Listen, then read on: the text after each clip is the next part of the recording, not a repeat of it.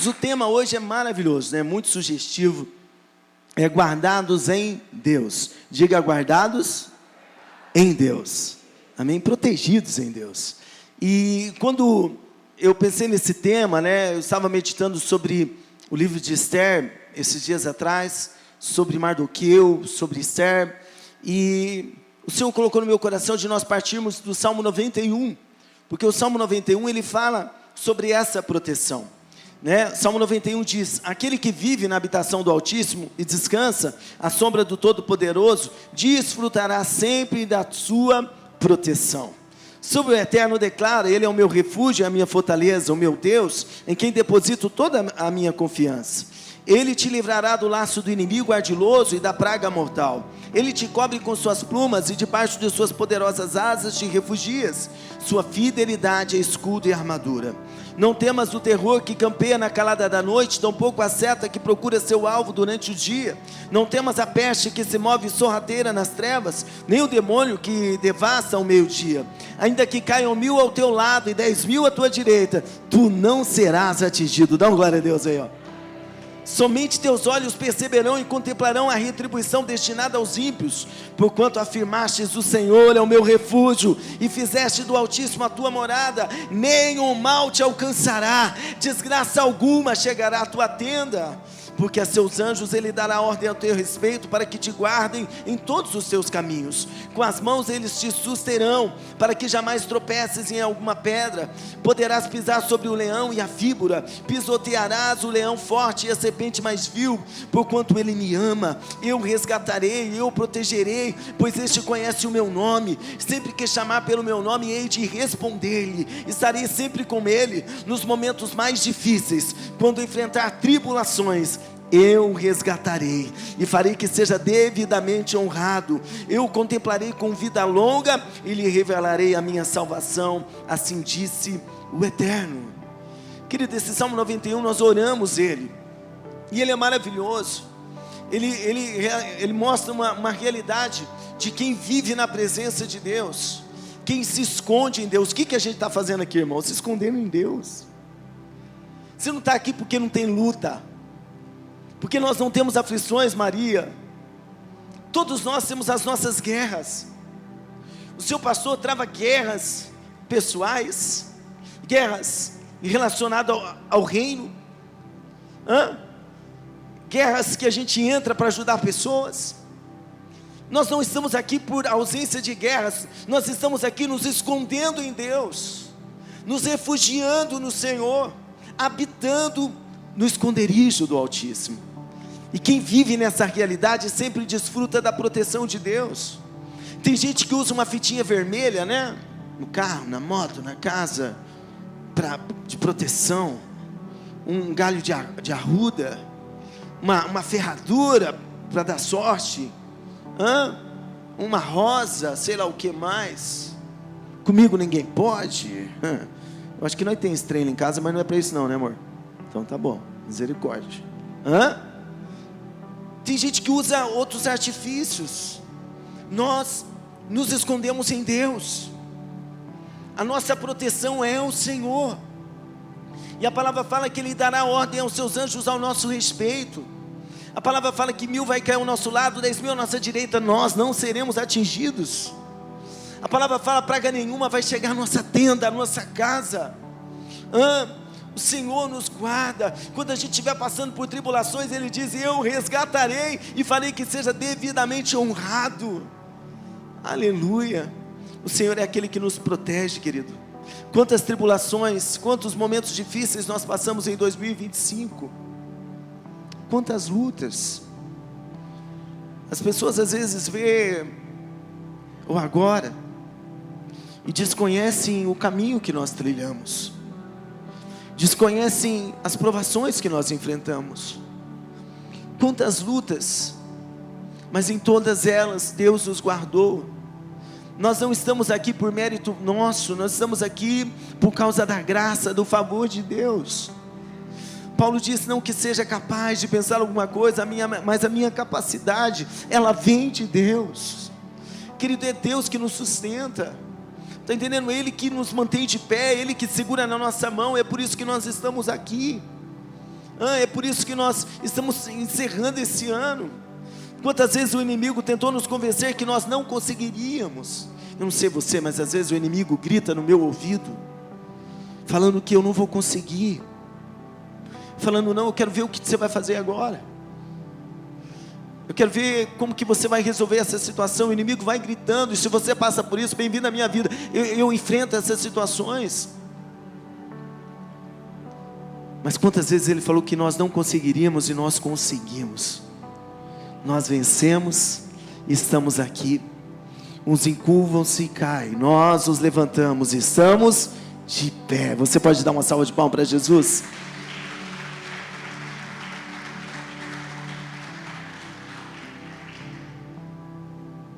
Esther fala sobre um levante do inimigo contra filhos de Deus. Em Esther capítulo 3, verso 1, fala de um homem que perseguiu o povo de Deus. Diz: passados esses acontecimentos, o rei Assuero, Xerxes, engrandeceu diante de todos Amã, descendente de Agag, exaltando em dignidade. Ele concedeu preeminência sobre todos os ilustres oficiais, seus colegas. Todos os nobres e oficiais do palácio real curvavam-se e prostravam-se diante de Amã, de acordo com as ordens do rei. Contudo, Mardoqueu não se curvava nem se prostrava diante dele. Então alguns oficiais do rei, e que estavam à porta do palácio, observaram a atitude de Mardoqueu e então o questionaram: por que motivo desobedeces à ordem do rei? E visto que lhe indagavam sobre o mesmo assunto dia após dia, e notando que ele não lhes dava atenção, mas apenas respondia que era judeu, foram contar o que estava se passando a Amã, a fim de verificar se o comportamento de Mardoqueu seria tolerado, pelo fato de ser ele judeu. Quando Amã constatou que Mardoqueu não se inclinava, nem se prostrava diante dele, ficou muito indignado. Todavia, assim que soube a que povo Mardoqueu pertencia, achou que não bastaria tirar a vida apenas de um judeu.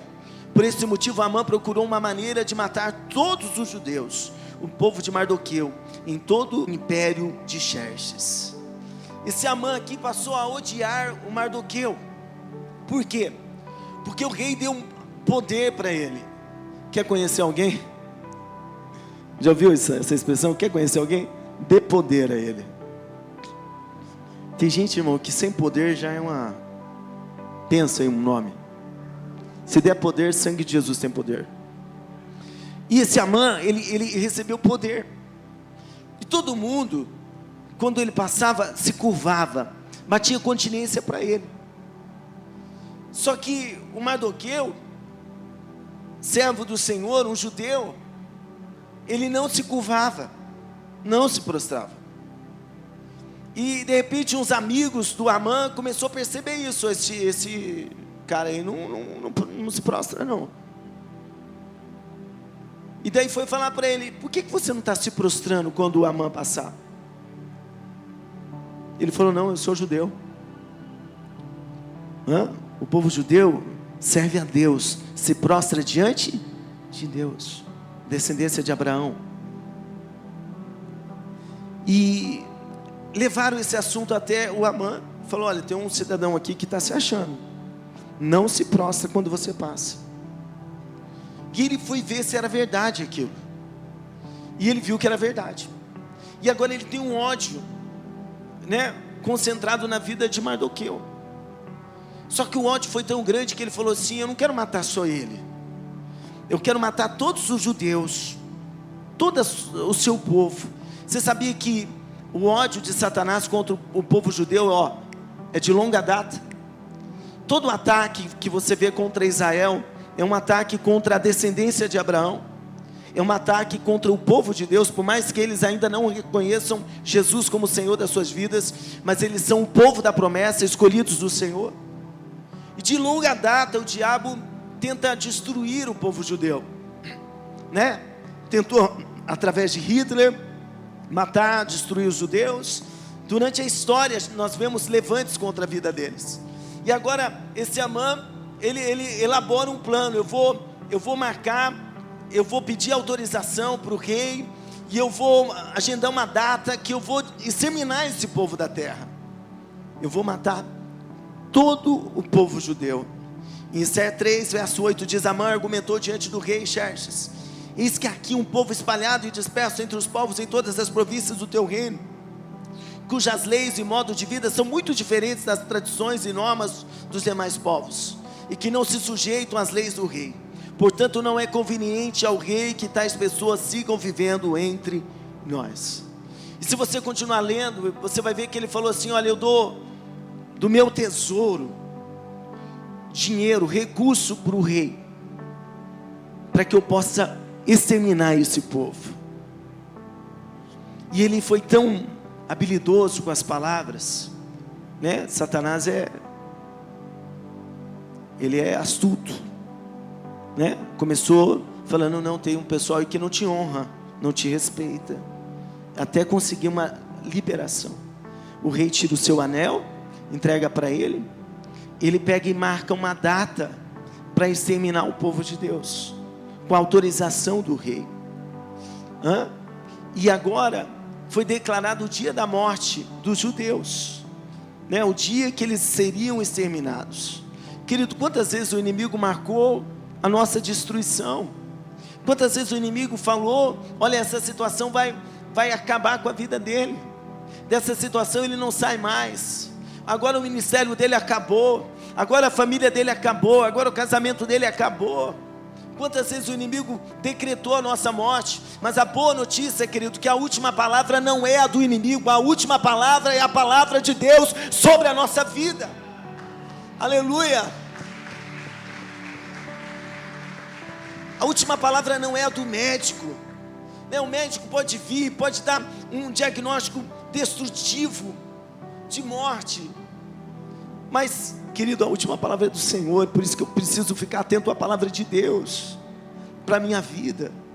Aquela informação criou todo um mal-estar no meio do povo judeu. O Mardoqueu agora, ele vai procurar a sua prima, que ele adotou como filha, que estava no trono, a Esther. Deus colocou ela no trono, e daí ele fala para ela assim: olha, há um decreto aí, e todo o povo judeu vai ser morto. Daí ela fala assim: olha, faz um tempo que o rei não me chama, porque naquela cultura a esposa só se apresentava para o rei se ela fosse chamada, e se ela se apresentasse e sem ser chamada, ela corria o risco de morrer. Então Esther fala assim: olha, faz tempo que ele não me chama. Daí ele fala assim: olha, não fique pensando que você vai ficar livre dessa sentença, porque talvez para isso você foi colocada nessa posição. Querido, tem posição que Deus te colocou para um propósito. Deus te colocou em cenários, em situações para um propósito. E a Esther, quando ela entende a seriedade do assunto, ela fala: então fala para o povo jejuar 3 dias, todo mundo vai jejuar pela minha vida, porque eu vou me apresentar, se for para morrer eu morro, mas jejuem por mim. Querido, tem momento na nossa vida que nós vamos ter que jejuar. Sabe, o inimigo enganou a gente por um período que parece que o jejum não faz parte, né? Não é necessário. Mas, querido, Jesus foi indagado certa feita, falaram para ele assim: olha, nós jejuamos e os seus discípulos não jejuam, por quê? Jesus falou assim: como podem jejuar se o noivo está com eles? Mas vai chegar o dia que o noivo vai ser tirado, então eles jejuarão. Então Jesus deixa claro que enquanto ele estava ali, não era necessário, mas quando ele subisse ao céu, chegaria um período que os seus discípulos deveriam exercer a prática do jejum. O jejum enfraquece a nossa carne, fortalece o espírito. O jejum não muda Deus, mas ele muda a minha vida. Eu fico sensível à voz de Deus. Tem hora, irmão, que você vai ter que ir para o jejum. Tem guerra que você está travando, que você vai ter que jejuar, se intensificar na batalha, se encher de Deus, de autoridade, de poder. Eu repito, não muda Deus, mas muda a tua vida. Muda a sua vida. Tem hora que é isso. Então ela dá essa ordem e convoca um jejum. Enquanto isso, o inimigo continuava tramando. Diga comigo: o ladrão veio para matar, roubar e destruir. Enquanto eles estavam lá buscando em Deus uma forma de se proteger, o inimigo continuava tramando. E agora o Amã chega em casa, sendo honrado pelo rei, mas infeliz. E daí ele fala para a mulher dele: olha, eu estou numa boa fase, mas eu não suporto esse judeu, esse Mardoqueu. E daí a mulher dele dá um conselho para ele: faz o seguinte, maridão, mozão, não é mozão não, faz o seguinte, constrói uma forca, e amanhã quando você chegar diante do rei, você está com moral com o rei? Então amanhã quando você chegar lá, você fala assim: eu quero a cabeça de Mardoqueu. E a forca foi feita. Ele ficou feliz com o conselho. Mas olha o que a palavra de Deus diz em Isaías 54, 17: toda ferramenta preparada contra ti não prosperará, toda língua que se levantar contra ti, juízo tu a condenarás. Essa é a herança dos servos do Senhor, e a sua justiça que de mim procede, diz o Senhor. Nenhuma ferramenta preparada contra os filhos de Deus vai prosperar. Quem vai determinar o nosso tempo não é o inimigo, quem determina o nosso tempo é o nosso Deus. Aleluia, é o Senhor. Então essa forca foi preparada, só que Deus não permitiu que ele alcançasse o seu alvo. O rei foi dormir, e a palavra diz que Deus tirou o sono do rei. Eu declaro em nome de Jesus que Deus vai tirar o sono de pessoas que vão se lembrar de nós, e Deus vai usar elas para nos favorecer, em nome de Jesus. Deus tirou o sono do rei, e o rei está lá sem dormir. Eu fui ler o livro das crônicas lá do rei, e viu na história do rei que 2 homens conspiraram contra a vida dele, e que o Mardoqueu foi o homem, Marcelo, que denunciou a trama, e aqueles homens que tramaram foram mortos. Por quê? Porque Mardoqueu se posicionou pelo rei. E quando o rei olha aquilo ali, ele fala: mas o que fizeram para esse homem? E de repente Amã está entrando no palácio para quê? Para pedir a cabeça de Mardoqueu. E o rei fala para ele assim: vem cá, o que o rei deve fazer para honrar uma pessoa? O que eu posso fazer para alguém que o rei deseja honrar? E o Amã falou: deve estar falando de mim, né? Deve ser eu. Faz assim, rei, pega a tua roupa e coloca nessa pessoa. Pega o teu cavalo, o presbítero ia gostar. Pega o teu cavalo e coloca essa pessoa em cima dela. Pega a pessoa que você confia e faz puxar o cavalo e gritar bem alto: assim o rei fará aquele que ele quer honrar. O rei ficou feliz, falou: Amã, pega o Mardoqueu, coloca a minha roupa nele, coloca ele em cima do cavalo e sai gritando pela cidade: assim o rei fará o homem que ele deve honrar, que ele quer honrar. Querido, o mal que Amã tentou contra Mardoqueu, Deus não deixou. O livro de Esther, você não vê o nome de Deus, mas você vê Deus agindo por trás dos bastidores, em cada situação, Deus protegendo o seu povo. Ele que achou que seria a morte de Mardoqueu, ele teve que honrar o homem de Deus diante de toda a cidade. E quando ele vai embora para casa, a mulher dele fala: então a casa caiu agora. E a Esther se apresenta diante do rei. O rei fala: o que você quer? Eu te dou metade do meu reino. E ele fala: olha, ela fala: se eu achei graça, vem para um banquete, eu quero fazer um banquete. E daí ela marca o banquete, eles vão. Em um dos banquetes que ela apresenta, ela pega e apresenta a causa, fala: olha, eu e o meu povo fomos vendidos, estamos sendo perseguidos, querem nos destruir. E o rei fala: quem quer fazer isso? Porque ele não sabia que a esposa dele era judia. Ele falou: quem quer fazer isso? Ele falou: esse homem aqui, o Amã, quer matar a mim e o meu povo. O rei fica escandalizado, sai de perto, ele vai implorar para a rainha. O rei chega, ele acha que ele está tentando contra a vida da rainha, tentando abusar dela. e ele foi colocado na forca que ele preparou para Mardoqueu. A forca que ele fez para o homem de Deus foi a forca que ele morreu. Mardoqueu falou assim: olha, nós precisamos revogar o edital de morte, o escrito de morte. E o rei falou: olha, uma sentença dada com o anel do rei não pode ser revogada, mas diga para todos os povos, onde estiver o povo judeu, que nesse dia todos podem lutar pela vida, defender a sua vida. E aquelas cartas foram espalhadas, e o dia que era um dia de morte se tornou um dia de alegria, um dia de livramento para o povo de Deus. Amém? O Senhor guarda o seu povo, querido. O Senhor guarda os seus filhos. O povo judeu foi livre dos seus adversários. O Amã foi morto, os filhos dele foram mortos.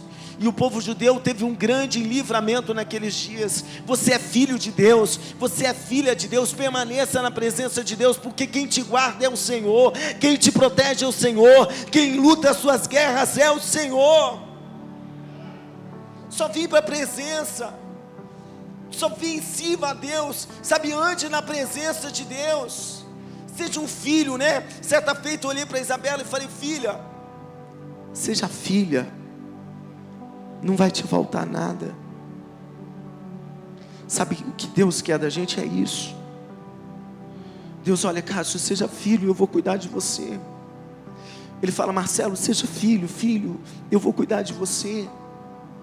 Um bom filho ouve a voz do pai. Um bom filho quer agradar o pai. Um bom filho se preocupa com a opinião do seu pai. Um bom filho, ele honra o seu pai. Seja filho de Deus, que honra, que serve, que vive na presença do Senhor, e o próprio Deus vai te guardar, vai te livrar de todos os males que tentar contra a sua vida. Querido, até aqui o Senhor tem nos guardado, e se você decidir permanecer na presença, assim será até o final da tua vida, em nome de Jesus. Quando vocês recebem essa palavra, levanta a tua mão e diga: Senhor Jesus, eu recebo a sua palavra, eu sou teu filho, é o Senhor que me guarda, que me protege e que me livra do mal, em nome de Jesus. Amém, Jesus. Dá uma salva de palmas para Jesus.